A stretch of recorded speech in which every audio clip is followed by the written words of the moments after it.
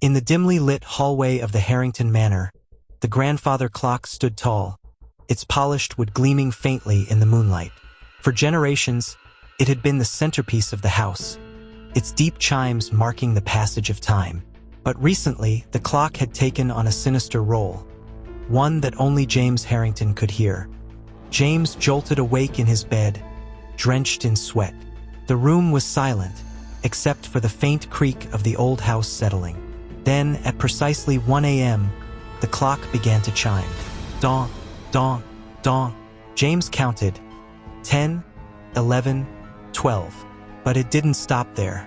The 13th chime echoed through the house, resonating with an unnatural force that sent shivers down his spine. He sat up, heart pounding.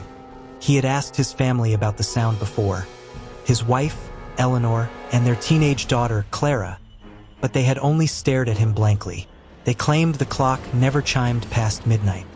Determined to get to the bottom of it, James descended the staircase the following night, flashlight in hand. At exactly 1 a.m., the eerie chimes began again. This time, standing in front of the clock, James noticed something he hadn't before. A faint, otherworldly glow emanating from the clock's face. Why only me? He whispered, his voice trembling. Suddenly, the glass of the clock's face fogged up, as if someone, or something, was breathing on the other side. Words appeared on the glass, scrawled as if by an invisible hand. The price must be paid. Over the next few days, James unearthed a series of old letters hidden in the attic. They revealed a horrifying secret. His great-grandfather, Edmund Harrington, had once been a desperate man, nearly losing the estate to debt. He had struck a deal with a mysterious figure, sacrificing the soul of his firstborn in exchange for wealth and security. The letters ended with a chilling warning. The debt is eternal. Each generation must pay its due. James was horrified. He realized that the chimes weren't just a haunting. They were a countdown. His daughter Clara, as the firstborn, was in grave danger. That night, James confronted the clock. What do you want from me? He shouted, his voice cracking with desperation. The clock's pendulum stopped. The room grew icy cold. A shadowy figure emerged from the clock, its form shifting and shuddering.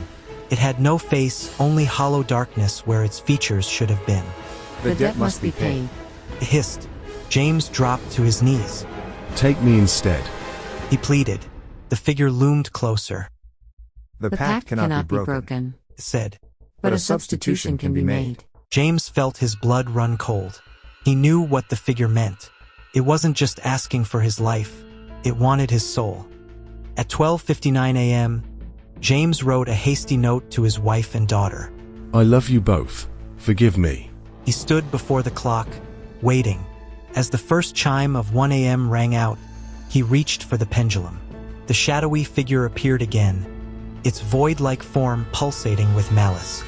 I accept the terms. James said, his voice steady.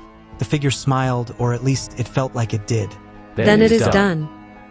The 13th chime sounded, louder than ever, shaking the walls. James felt a searing pain as the figure enveloped him. The world went dark. When Eleanor and Clara woke the next morning, they found the clock stopped at 1:13 a.m. James was gone, his note lying on the floor beneath the clock. For weeks, they searched for him, but it was as if he had vanished without a trace. The clock never chimed again, its pendulum frozen in place. Years later, Clara, now an adult, inherited the manor. She avoided the clock as much as possible, until one fateful night, when she heard a single chime at 1 a.m. Her blood ran cold as she realized the debt was not yet paid.